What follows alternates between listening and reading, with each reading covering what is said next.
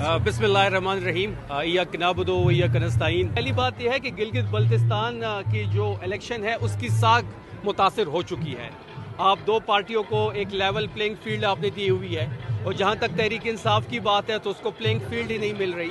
आप देख रहे होंगे कि वफाकी वज़रा वहाँ पे मौजूद है जो कैंपेन में हिस्सा ले रहे हैं, जो किसी भी कैंपेन में हिस्सा नहीं ले सकते, और इलेक्शन कमीशन की खामोशी हमें समझ नहीं आ रही। अगर ये तहरीक इंसाफ का कोई सूबाई वजीर या फिर चीफ मिनिस्टर अफरीदी साहब वहाँ पे होते तो अभी इलेक्शन कमीशन के नोटिस पे नोटिस होता और अभी वहाँ पे पेशी होती और डिस्क्वालिफिकेशन की बात होती। लेकिन जिस तरीके से इस इलेक्शन की साख को मुतासिर किया है और जो हम कहते थे कि एक रियासत दो दस्तूर, तो उसका अमली नमूना जो है वो GB इलेक्शन है कि वहाँ पे बाकी पार्टियों के लिए अलग कवानीन है और तहरीक इंसाफ के लिए अलग कानून। जुनैद अकबर खान साहब की गिरफ्तारी आपने देखी होगी, शाहिद खटक साहब की गिरफ्तारी, असद कैसर साहब को जाने नहीं दिया गया, सलमान अकरम राजा साहब को जाने नहीं दिया गया, और फिर दूसरे साइड पे तमाम लीडर्स वहाँ पे मौजूद है।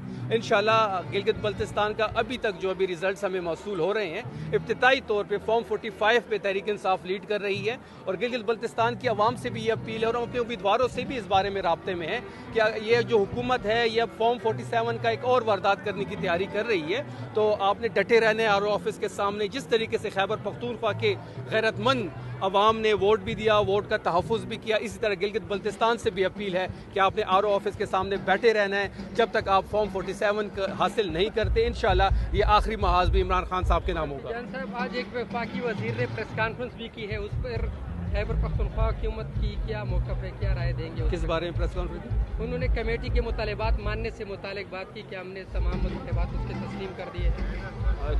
कश्मीर कमीशन, देखिए पहली बात यह है कि रियासत को थोड़ा सोचना चाहिए कि चीज़ें इस नहज पे पहुंच क्यों रही है। ये सिर्फ आज़ाद कश्मीर की, क्योंकि आज़ाद कश्मीर को तो जम्मू कश्मीर में ये कन्वर्ट कर रहे हैं और जिस तरीके से वहाँ पे मोबाइल बंद किया गया, जिस तरीके से लोगों के हुकूक को सल्ब किया जा रहा है, वहाँ कैजुअलिटीज़ भी आपके सामने होंगी, रिपोर्ट उसकी आ रही है, मीडिया तो वहाँ पे बैन है। इन तमाम तर चीज़ों के बावजूद आज़ाद कश्मीर की जो एक्शन कमेटी है उनके साथ बातचीत करनी चाहिए। अच्छा, पीपल्स पार्टी भी जिस तहफ़्फ़ुज़ात का इज़हार आपने किया गिलगित बल्तिस्तान के इलेक्शन पे, वो भी उसका जो जनरल सेक्रेटरी है नैयर बुखारी, उसने भी तहफ़्फ़ुज़ात का इज़हार किया है। देखिए पीपल्स पार्टी ने अगर फॉर्म 47 की बात की है तो तहरीक इंसाफ तो डे 1 से यही बात कर रही है। हम तो ये समझते हैं कि जो कराची का मैंडेट था 8 फरवरी को, वो तहरीक इंसाफ का था। 20 में से 19 सीट हम फॉर्म 45 पे जीत चुके हैं, वो पीपल्स पार्टी और MQM में बांटा गया, तो पीपल्स पार्टी को वहाँ पे भी स्टैंड लेना चाहिए था। जब हमारा मैंडेट बलूचिस्तान में छीना गया, पंजाब में छीना गया, हमारी कौमी सीटें छीनी गई, इवन खैबर पख्तूनख्वा में भी कुछ सीटें हमसे छीनी गई है, तो तमाम चीज़ों पर पाकिस्तान पीपल्स पार्टी को बात करनी चाहिए। इस तरह नहीं हो सकता कि जो हमारी सीट आपको दी जाए तो आप खामोश हैं और जब आपकी सीट किसी और को दी जा रही है तो फिर आप चीखें लगाते हो। जान साहब, ये नाराज अरकान जो है सीनियर मुश्ताक गनी साहब जो है वो सीनियर पार्लियामेंटेरियन है, हमारी स्पीकर रह चुके हैं।